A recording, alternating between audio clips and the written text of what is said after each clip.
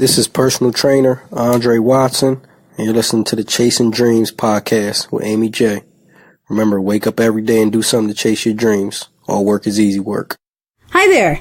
My name is Aimee J. Before we get on with the show, I wanted to explain a few things. Some of the initial episodes of Chasing Dreams was originally part of my other show, Aimee J Live, over at AimeeJ21.com. Because of that, this episode you're listening to right now may mention a different episode number, and you may hear reference to Aimee J Live. Don't let that confuse you. This is episode number 6 of Chasing Dreams. Now, on to the show.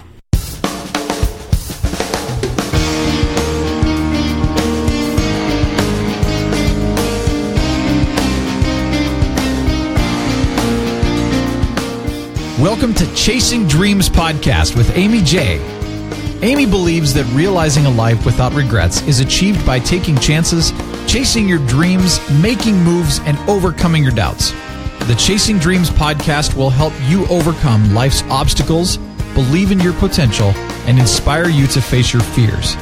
And now here's the woman who is passionately pursuing her dreams, Aimee J. Hey fam, this is Aimee J, and thank you so much for checking out episode 18. Today's episode features another move maker, as I usually try to do, and today's move maker is Dre Watson, and I am so excited for you guys to meet him and to hear his story, and we're just going to get right into it. Hey Dre. Hey Aimee. What's going on? Nothing much. Guys, this is Dre, who is my trainer. He kicked my butt today and then was kind enough to do this interview even afterwards. I wasn't mad at him. Well, I was a little mad at him, but I got past it. There we go. We did. Didn't we work hard today? We always work hard. That's right. Guys, Dre is a fantastic trainer. I mean, I've gone through many trainers before in the past, and, you know, they do their thing, but it's always been like about the money. They just want to get the money. They wanted to go, and you didn't really feel the work, and you didn't really feel confident that you could continue doing it. And then I met Dre, and I followed Dre, and Dre's going to tell you about his story in a minute, but he moved from one gym to another gym where he is now, and me and my sister kind of stayed with him because we believe in what he's doing and he's great. So it's because I met Dre that I wanted you guys to meet Dre. So Dre, why don't you tell everybody a little bit about your story? Like, what is it? How did you get to where you are right now? Well, first off, like you said, I'm Dre. I'm a personal trainer. I've been doing this for about 3 years now.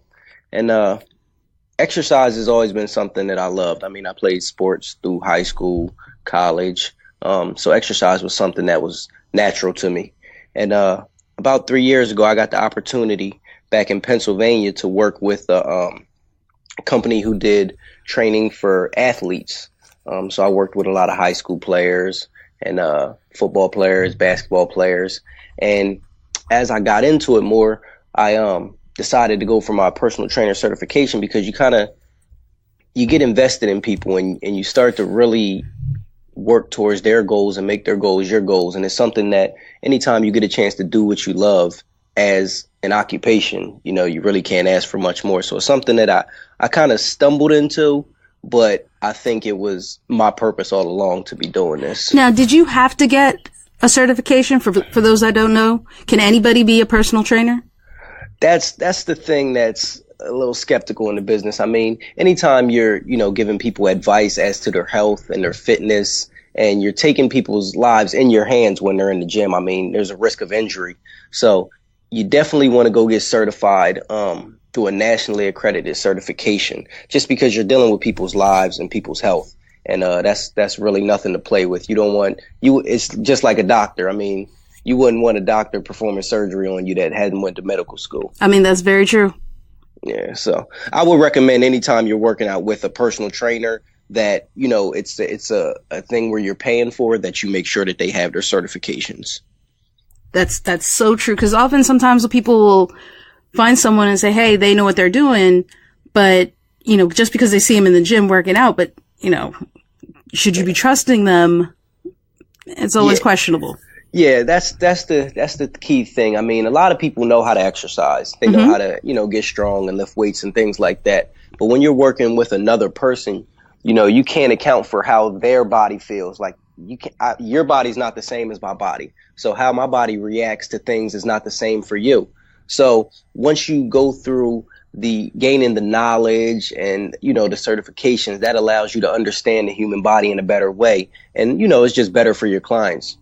The one thing that stood out for me with our relationship and why we enjoy working with you is, as some of you know, my right wrist was injured last year from shoveling snow. So it actually hurts for me to use it in certain ways. And Dre was the only trainer that was able to actually keep me going by modifying the exercises and or changing things up.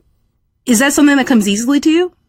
It's something that I specialize in. When I went through my certifications, once I received just my normal personal trainer certification, I went back and I got a weight loss certification and I got a functional movements and special populations. Now, what special populations is in the fitness world is people who have specific things about them that you have to kind of adapt exercises to. So it deals with people with knee injuries, elderly people who can't do certain movements. You find ways to adjust exercise and still affect the muscles without hurting that specific body part. So with you, Aimee, we had issues with the wrist. So that would stop us from doing things that put pressure on it, such as bicep curls and things like that.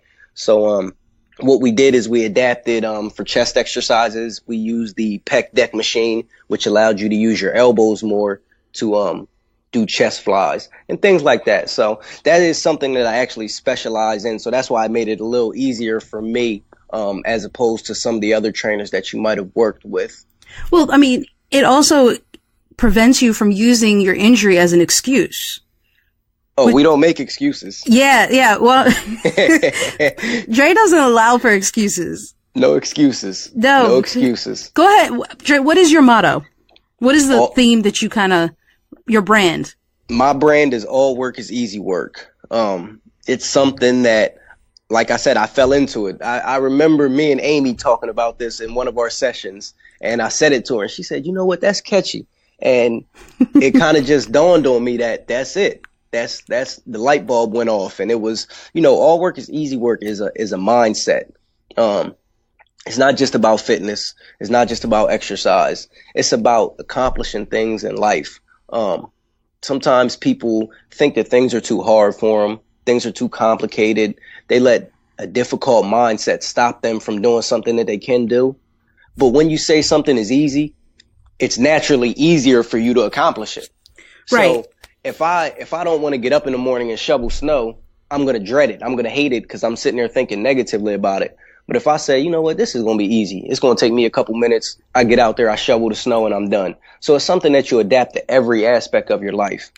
And that's something that Dre tells me after every exercise we do almost, and that's why it was catchy, is because you begin to believe in that mindset.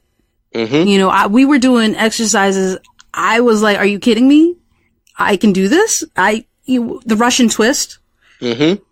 Yep, I remember, you remember the that, first right? time we did it. I remember for so long we did it with our feet on the ground, and one time I told her, "Put your feet up." Yeah, she looked at me funny, and I said, "Put your feet up, try it." And sure enough, she put her feet up and she knocked out the Russian ab twist. And after it was over, she said, "I couldn't believe it." And I told her it was easy work. It's just sometimes people's minds are their own worst enemy because you think that you can't do something without even ever trying it. Absolutely. And that was the first time. And this was in the beginning stages, I think, of when we started working, because everyone else didn't push me the way Dre pushed and believed that I could do it. Because I'm always going to doubt myself, but he already has that, no, you can do this. Mm-hmm. And you can do this, and all work is easy work. And we've been only increasing the difficulty level with this kind of thing. And that's how he is. But I took that mindset, and the reason it was catchy is also because you're right. It's not just an exercise thing, but all life thing. Mm-hmm. You know, it encompasses everything. I mean, you can put it into play when it comes to your job, when it comes to family, when it comes to just doing things that you don't want to do. I mean, it's natural for us in our life to have things that we just don't want to do. Absolutely. And it forces us into a negative state of mind about that thing. But just stating that is easy work. You get it done. You know, that's the thing about life. You just get it done. And as you're doing it, it becomes not that bad. So I'm in the gym sometimes and I'm like, I really don't want to do this. You know, I've been working all day. I'm tired. You know, I got a million other things I would rather do. But once I get in there and I start doing it, it's not really that bad. It's not that bad. And that just goes for everything in life. Once you do it, it's not that bad. It's easy work. It's kind of when you look back and you're like, oh, look at that.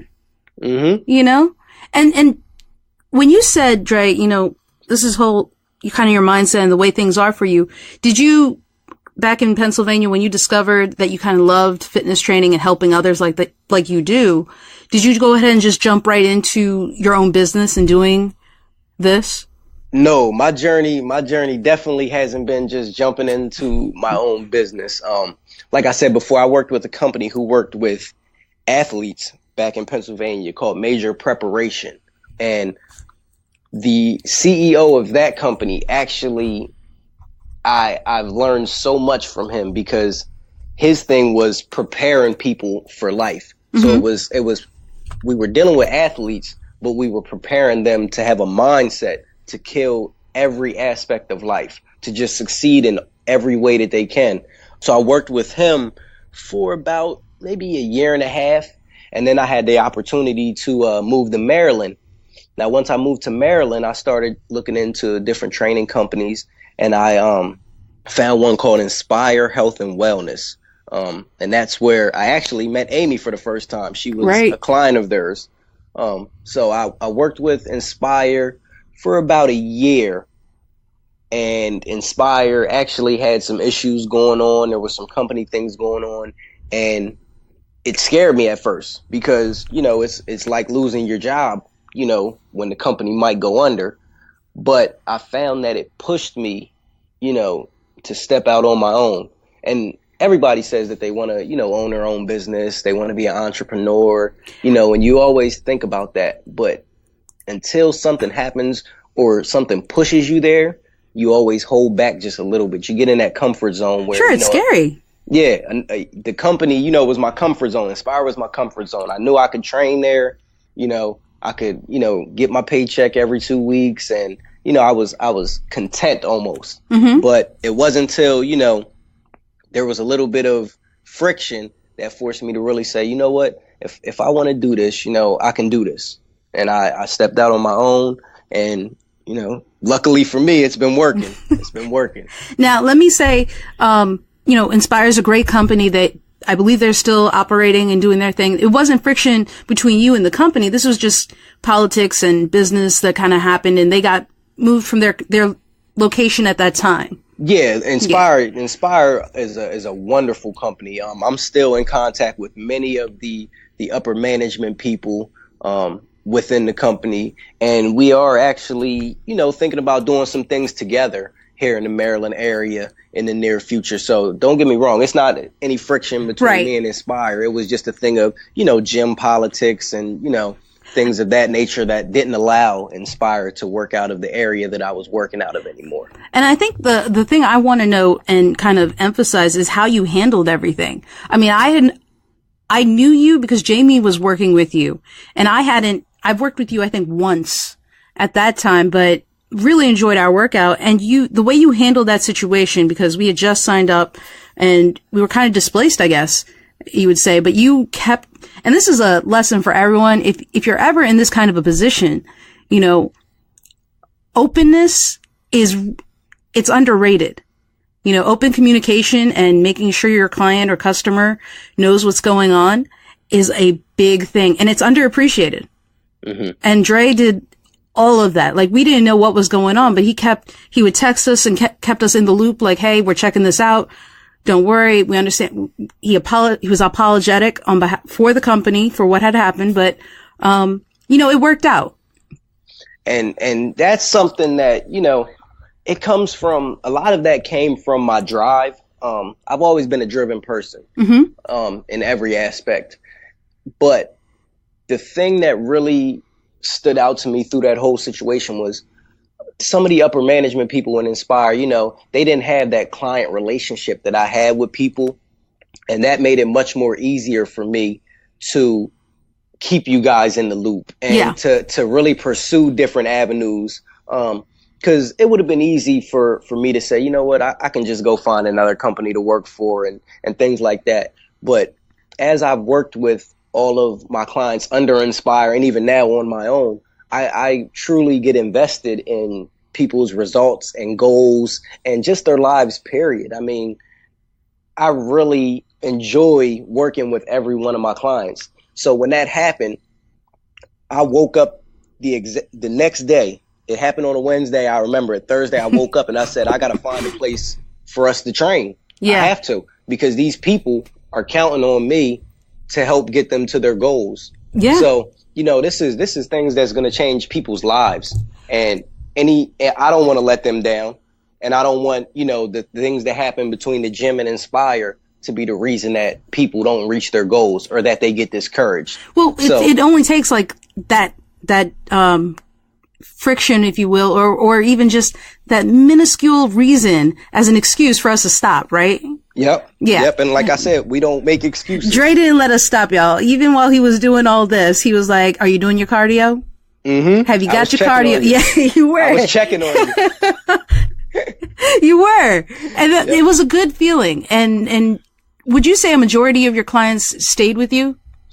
I think I had about 85%. It's amazing. That continue to work with me. I think when I left Inspire, I was at around 37 clients, and I think now to this day I'm still at about 31. That's amazing. And, yeah. With moving from a different gym that's about 10 to 15 minutes from where I was at, a couple people I lost, but overall I would say the majority of my clients, they stuck it out with me, and we're still working. We're still grinding. We're still getting to our goals. It's a testament to you, though, Dre, that many people have stayed on, honestly. Thank you.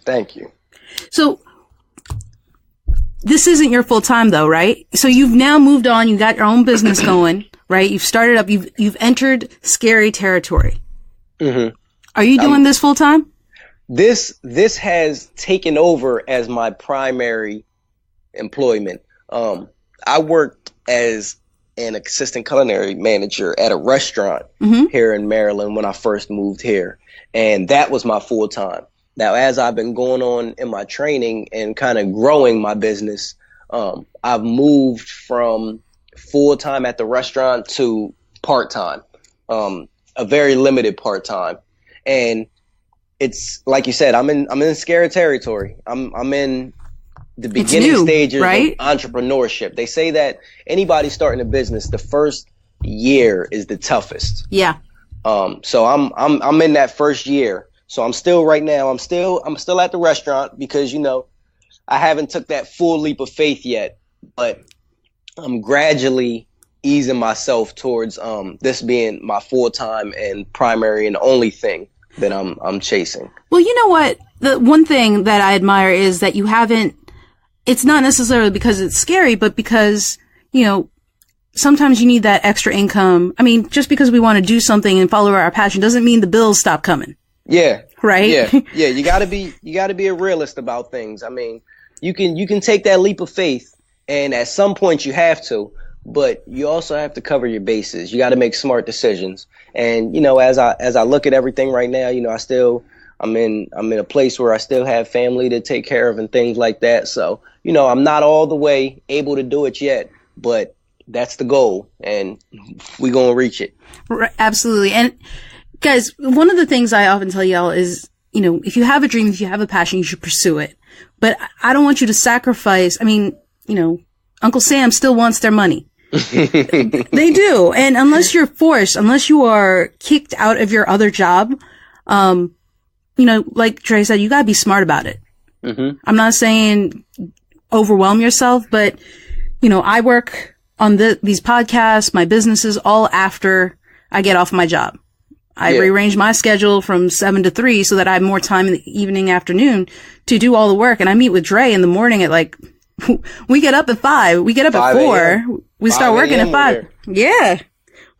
We're going at 5. And that's because we try to find a way to balance everything. And sure, at some point we're going to probably, at least I can speak for me, I'm going to stop doing my other stuff so I can focus on this, but I'm not there yet. Mm-hmm. And I think the same thing for Dre. He's going to get to that point, but right now it's just not smart, right?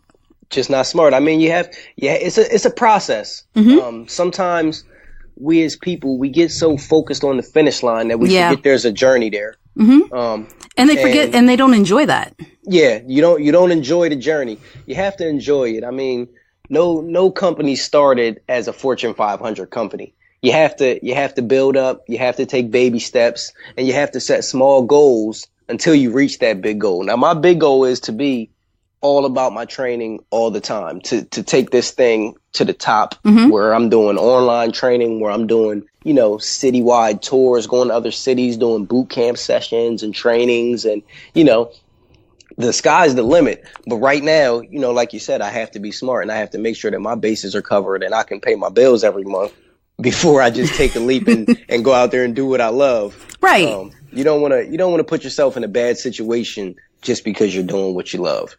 Right. Especially not voluntarily. Now, if your second job that's bringing in income lays you off, then okay, by all means, put your all into that dream and make it happen, because you don't have that other option. Yep. Right. But if you have the option to keep doing what you can do and follow your dreams, then that's all we're saying. So many people are so focused on the all or nothing. And all or nothing, it sounds good, but like you said, Aimee, I agree with you totally. Like you have to find a way to make it happen. Yes. Like you said, you go to your full-time job and you do your podcast and you do your website and you do your other businesses and you come work out with me and you do all of that around your job. Mm-hmm. And when you have something that you love to do, you find ways to make it work. Even if you can't do it full-time all the time, you'll find a way to make it work. And I'm doing the same thing. I still go to the restaurant and I still, handle that part of my job. But I found ways to make training work. If I got to get up 2 hours earlier and start my training to make sure I get all my clients in, then that's what I do. If it was a time for about 6 months where I had literally worked every day of the week, either at the restaurant or training, without a day off. That's exhausting. It's exhausting, but you find ways to make it work. And for a period of time, I had to, make that work if I wanted to continue training and still have a stable enough income from the restaurant. So, I agree with you totally 100%. You definitely want to find ways and time to do what you love, but you have to be smart about it. Isn't that what people say? I mean, isn't the saying, if you want to do something, if you love doing something, you'll find a way. If you don't, time for it. Yep. You'll find that excuse. Exactly. And that's one of the things, Aimee J, my sister and, I were talking about, and we're so happy to see Dre, move towards this, is because, you can tell when people are passionate about the things they do, and you, sir, are passionate about this, and you're good at it. Well, you are. I mean, I love it. Anytime you get to talking to me about any one of my clients or exercising, I enjoy it so much. Like I just get a smile, like it just comes over me. Yeah. I mean, even when I have a small break at work, I'm in the gym trying to find a new exercise or trying to find a different way to challenge somebody's muscle, trying to create something. And somebody said something to me last week and I was just harping on it for a while. They said creativity is just intelligence with an imagination. Nice. And that kind of hit on me. Like, I have the certifications and I know my knowledge of fitness and exercise, but creating new exercises is just my imagination.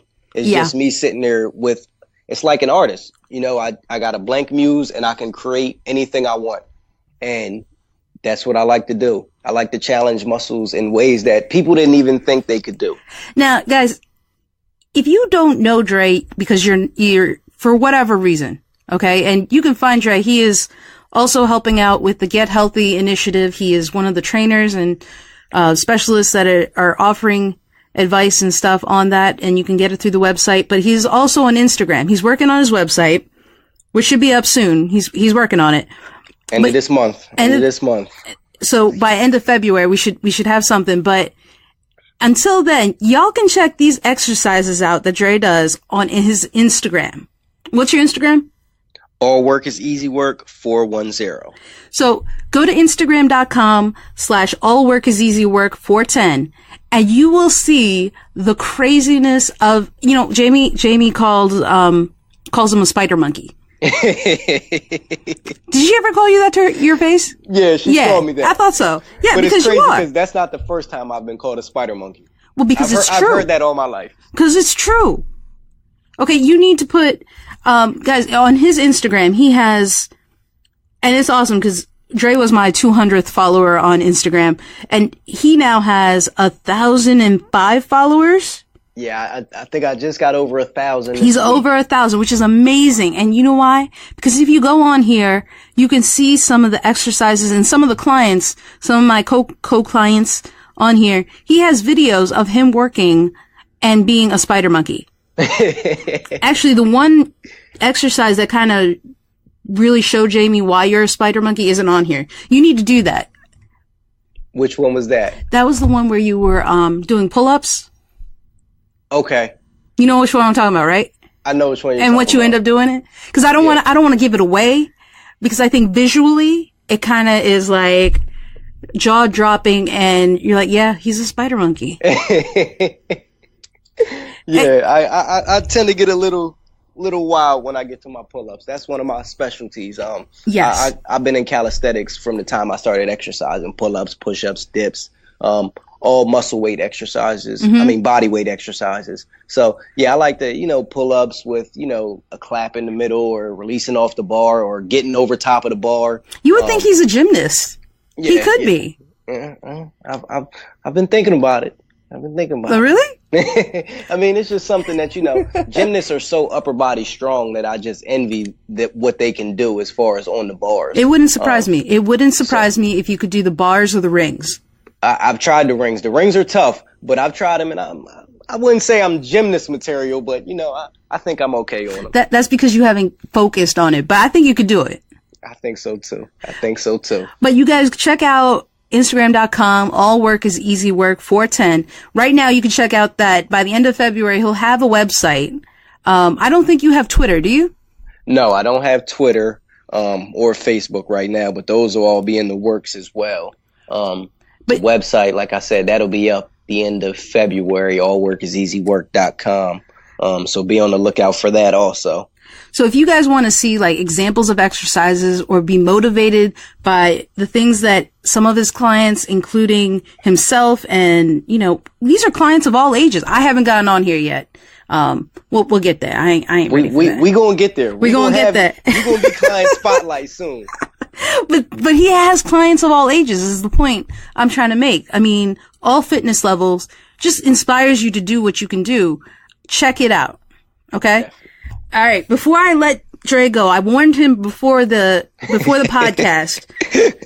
You guys know, new season.